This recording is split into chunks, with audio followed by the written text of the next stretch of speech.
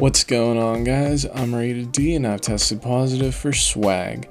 Now, Sony just announced the PlayStation 4 Pro and it's coming out November 10th this year, 2016, and it's going to cost $400. The PlayStation 4 Slim is going to be $300, and yeah, they're very, very similar to the things that we'd seen get leaked. Obviously, the Slim is exactly the same, and the PS4 Pro is basically like we saw. It's basically like a PS4 Big Mac. The thing is this, though. Aside from HDR, which is going to get patched into every PS4, not just the Pro, there isn't anything that's that mind-blowing to me about the visuals right now. It's all a nice little upgrade over what we currently have, you know? And specifically with Days Gone, you know, that's the game that I'm most excited about when it comes to the first-party lineup. It looks great, you know, on the PS4 Pro, but the only thing that really stood out to me was a more stable frame rate, you know? I mean, yeah, sure, eventually I'll end up getting one, like I usually get two of each console, you know, in case one breaks down or whatever, but it's not something that I'm, you know, immediately like, oh, dude, I need to get one at launch. You don't really need one, you know? So like I said, you know, eventually I'll end up getting one, but it's not something, especially if you don't have a 4K TV, it's like they said, it doesn't seem like it's that big of a deal. The only thing that I really care about, like I said, is frame rate.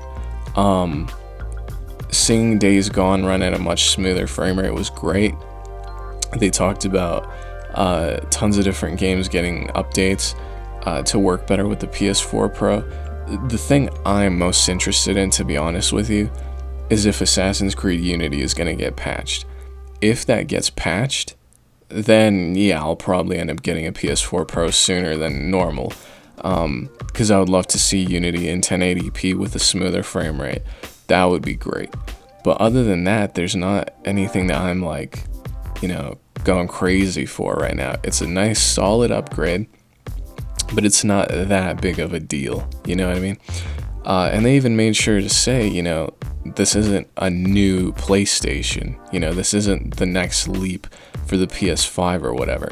This is specifically for, you know, more advanced TVs, let's say, you know, 4K TVs that support HDR, things like that. So at the end of the day, like I said, it's nice, but honestly, it's not something that I'm going crazy for. But, you know, it's nice. It's a nice option to have. And, you know, I'll definitely end up picking one up in the future, just not immediate. Oh, and they're going to have 1 terabyte hard drives.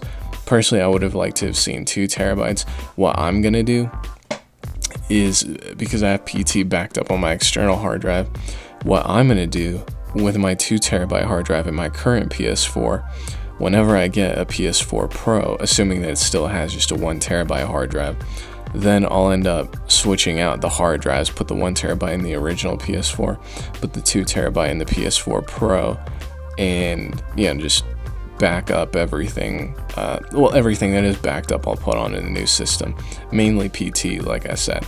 So, and it didn't seem like they had any sort of trade-in program. So, but, I mean, we were pretty much sure that they weren't going to do that anyway. But that pretty much covers everything, like I said. More than anything, I'm looking forward to seeing if they're going to have Assassin's Creed Unity patched. They showed Uncharted 4, but, you know, it's still running in 30 frames. So, whatever. But yeah, if Unity gets patched like that, I'll definitely be intrigued.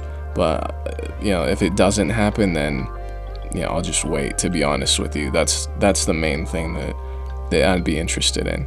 So that pretty much covers everything, guys. Yeah, thanks for watching.